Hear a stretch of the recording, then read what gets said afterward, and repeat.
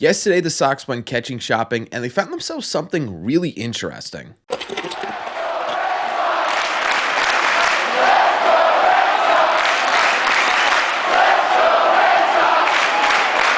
What is going on, everybody? Welcome back to Red Seat Radio. My name is Corbin, and thank you very much for clicking on this video. It's Friday, the end of the week, which means we got a whole lot to talk about regarding the Boston Red Sox, right? We got an entire series that the Red Sox kind of salvaged towards the end of it that I want to talk about. The Red Sox also picked up what could potentially be a brand new catcher for this team the other day, which means I have absolutely no idea where we're going to start this video. I suppose most of you guys clicked on this one to get the news on the Red Sox new catching signing, so we'll start there. And what I'm talking about here is yesterday when it was announced the Boston Red Sox had signed catcher Yasmani Grandal to a minor league contract. Now, you may be sitting there saying, seriously, Corbin, why are we talking about a minor league contract? He's not even going to play on the big league team.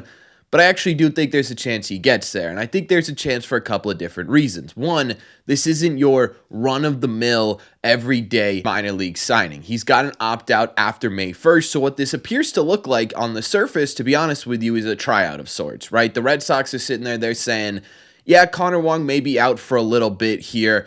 Let's see if we could pick up Grandal, give him a couple weeks in minor league baseball, and see if he's somebody that we think is a better fit for that backup catcher role than Blake Sabol. And the second reason I bring this up and want to talk about it in today's video is because I think he does have a legitimate chance of doing that. He has had some great years in Major League Baseball, and yes, Yasmani Grandal is older. This will be his age 36 season, but last season, in a backup-like role with the Pittsburgh Pirates, he actually looked pretty solid. The stat line was a 226 average, a 304 on-base percentage, and a 400 slug for a 95 OPS plus, just about 5% below league average production. Now, that may sound like kind of a bad stat line, but that's sort of who Yasmani Grandal has been his entire career. He's never been a high average type player. He's always been one of those kind of three true outcome guys, right? Where it's either a walk, a strikeout, or a home run.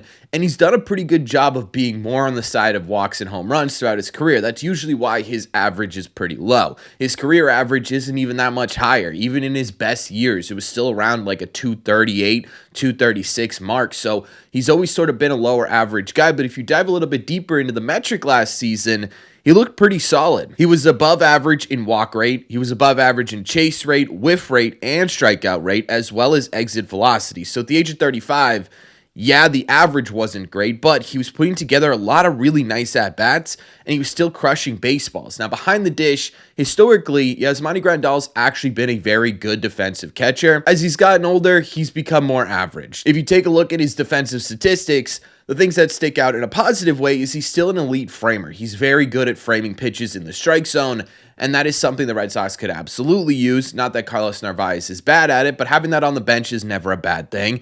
And he was above average when it came to blocking baseball. He's still a big body back there, and he can still get in front of pitches when he needs to. However, the sort of downside here is he was quite literally one of the worst catchers in baseball when it came to throwing runners out. He was very bottom of the league in pop time. He was very bottom of the league in caught stealing. So kind of the good with the bad there. Blake Sabol isn't exactly the most incredible defensive player in the world, so the Red Sox could look at that and say, well, maybe we give up those steals if we get the good defense behind the dish. Maybe they sort of give that sort of trade-off, especially if he can give you something at the plate. This is a very, very interesting signing to me because I think in the next couple of weeks, we're really going to get an answer pretty quickly here as to what Yasmani Grandal's future with the Red Sox is.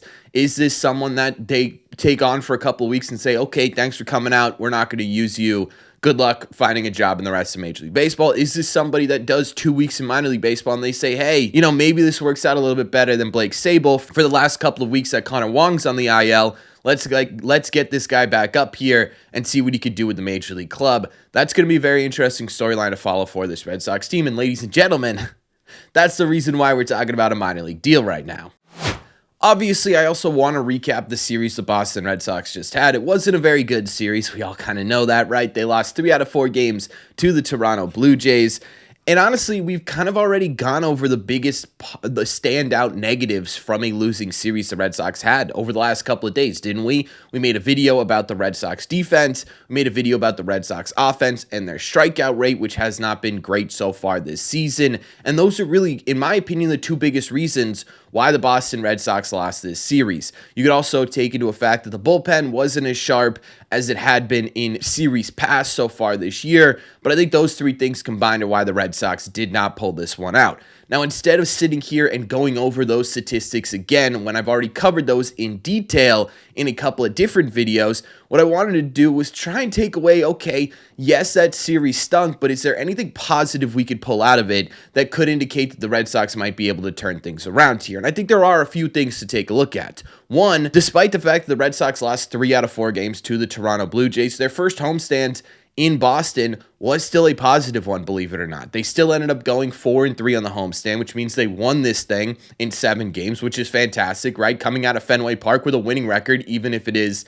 a barely winning record, is still a good thing. The Red Sox are still not negative on the season, right? You're 7-7 on the year, dead at .500, sitting in the middle of the division. It's super, super early on, but still coming out of a series where you lose 3 games, it's not a bad place to be, is sort of in this middle of the division and not sitting at the bottom of it, right? So there are 2 positive takeaways in that. I also think there's some positive takeaways from what happened on the field as well. The hitting, we talked about it. It was not good, right? The swing and miss rate was just simply too high in this series, specifically with runners in scoring position. But one person who was not affected by that is Rafael Devers, who is on a bit of a tear after his incredibly slow start. He ended up with at least 1 hit in 3 out of the 4 games of this series, going 5 for 16, which is a .313 average. Only struck out 3 times total, never more than once in a single game, which I think is the biggest statistic from Rafael Devers, right? His strikeout rate was incredibly high to start the season. That is absolutely plummeted since he figured himself out at the plate a bit. Even in the 1 game he didn't get a hit, he still managed to have an RBI sac fly. So he's being real productive at the plate after a really bad start. His season numbers are up to a .278 average, a .375 on-base percentage, and a .426 slug for an .801 OPS or a .130 OPS plus. So despite the fact that he had a historically bad start to the season, Rafael Devers in the season as a whole is still 30% better than the average hitter in Major League Baseball. And ladies and gentlemen, that's why you pay this dude $300 million, right? He's one of the best hitters in the entire game. He's a freak athlete when it comes to his ability to make contact with baseballs, and he's showing you exactly why. I kind of feel bad for the people who totally gave up on Rafael Devers after 5 games, who sat there and said he's too fat, he's too mentally out of it, he's not going to ever be able to hit the way he hit ever again. Rafael Devers looks like Rafael Devers right now. Now, the power numbers aren't quite there yet. He had 2 doubles in this series, but no real home runs or anything crazy like that. Only 1 home run on the year. I have a feeling that's going to pick up in a big way once the season starts to get a little bit warmer. He got kind of robbed a couple of times in this series where balls were hit really hard. That probably would have been in the stands had it been 75 and sunny, but that'll come in due time. I'm not worried about the power numbers with Rafi. It is absolutely fantastic to see him, despite the rest of the offense kind of struggling right now, continue to just be a really, really fantastic bat in the heart of this order. In terms of other positives, the starting pitching in this series looked, in my opinion, better than it's looked the entire year so far, with 2 guys really standing out that needed to stand out. Both Houck and Buehler had starts in this series where they really needed a correction course start, and that's exactly what we got. Tanner Houck ended up going 6 2/3 innings. He allowed just 1 earned run on 5 hits with 2 walks and only 2 strikeouts. What he did a really good job of in this start is limiting hard contact. A lot of weak ground balls, a lot of weak flyouts. He didn't really miss a ton of bats either, but he also didn't throw a ton of pitches. 90 pitches through basically 7 innings is a really, really solid stat line. I think he's sort of taking those baby steps to getting back to being not an elite pitcher, right? I don't think personally we're going to see ace caliber Tanner Houck this season, but a solid number 2, number 3 starter is exactly what the Red Sox need, and this was a baby step in that direction. Again, we're still not seeing those swing and miss numbers. We're not seeing 7, 8 strikeouts a game like we were seeing at the beginning of last year, but he's still finding a way to be efficient on the mound and effective on the mound, and that's really important. This was a really big start for Houck, and he ended up delivering. Walker Buehler did pretty much the same thing here, and honestly, he kind of looked a little bit better than Tanner because he also went 6 1/3 innings. He allowed just 1 run as well on 4 hits, 1 walk, and 7 strikeouts. You love to see that swing and miss here from Buehler. He hasn't really had that yet this season. What I think we finally got a glimpse of is what Buehler can be in this rotation once he settles in a bit, right? He can be still that dominant pitcher that we've seen in years past, maybe not to the degree of potentially winning a Cy Young, but being, again, you talk about Houck being that 2 or 3, Buehler also being that 2 or 3, right? You need to fill those spots out, and so far this year, it's been Crochet going into, okay, God, we got to score a lot of runs, and then getting to the back end of the rotation, not really knowing what you have. Being able to have these guys come out here and have these confidence boosters starts in this series, to me, is really, really important. Hopefully, this is something that both those guys can build on to increase their ability to be those sort of reliable middle-of-the-order type arms that we were expecting them to be at the beginning of the season. Even outside of those guys, the starting pitching looked pretty good overall. Crochet struggled with control. He had 4 walks in his start, but it was also the 3rd lowest temperature start to a Fenway game in recorded history, so I think we give him a little bit of a pass there. And even with that, right, he still ended up going 5 2/3 innings, only allowed 1 earned run, and struck out 5. Even Richard Fitz, he gave you another quality start. That's 3 quality starts in a row from Mr. Fitz. The ERA is 4.50, and that's fine because he's a back end of the rotation arm, and because of the fact that every time he's out there, he's going 6 innings and giving you 3 earned runs. And that is enough, or should be enough, to keep the Red Sox in every single one of these games. So really, really great series from the starting pitching. Hopefully this is something that continues, right? One of the bigger issues the Red Sox had last year is it felt like every time the rotation was doing well, the offense stunk. And when the offense was doing well, the rotation stunk. Finding a way to marry the two of those is going to be a big reason why the Red Sox end up in a postseason at the end of the year. So to see that start to kick into gear, and the hope is that the Red Sox offense doesn't stay that quiet for very long, could be a really great sign of things to come. So I'm going to take the positive in terms of the rotation in this series. Look, overall, yeah, there are glaring negatives with the Red Sox right now, right? We've talked about the defense. We talked about the offense. The bullpen, too, I think we can kind of lump into that a little bit, although they've had some good stretches so far this year. But at the same time, too, the Red Sox are still in a good spot here. They're 500. They still have plenty of season left to make up that ground, right? It's not like this is September or anything. We're talking about the early days of April. They've stumbled a little bit, but they haven't totally fell yet. They could still absolutely course correct here.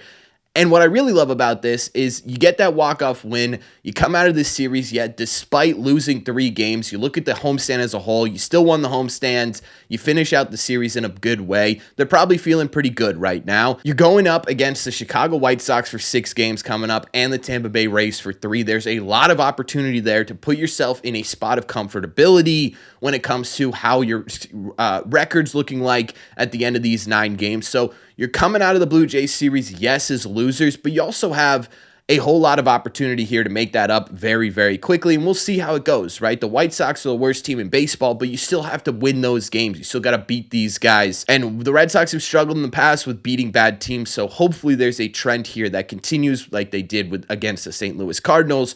We'll see. We'll see how this goes, but again, you can sit there and you can harp on the negatives, or you could go, it's April 11th. You're still in a pretty good spot. That was a bad series. Let's pick ourselves up, dust ourselves off, and get back at this thing. There's still some positives to take away. Plus, now you got a potentially new catcher in the mix as well. So maybe he plays an impact on how the Sox do over the next few weeks as well. So let me know all your thoughts in the comment section down below. What do you guys think? What do you think about the catching pickup? What do you think about the series? Is there any positives you're taking out of it? Did I kind of nail it? Is there something I'm missing? Let me know everything down below. As always, if you made it to the end of this video, do me a favor. Make sure you guys have hit that subscribe button if you haven't already. If you're new here, we talk Red Sox content almost every single day. Also, make sure you guys have hit the like button on this video as well. Just simply helps out a ton, and it's the best way to let me know you're enjoying the content. Don't forget, if you guys want to listen instead of watch these episodes, the best way to do it is to head over to your favorite podcasting app and look up Red Seat Radio. Thank you all very much for clicking on this one, and I will see you in the red seats.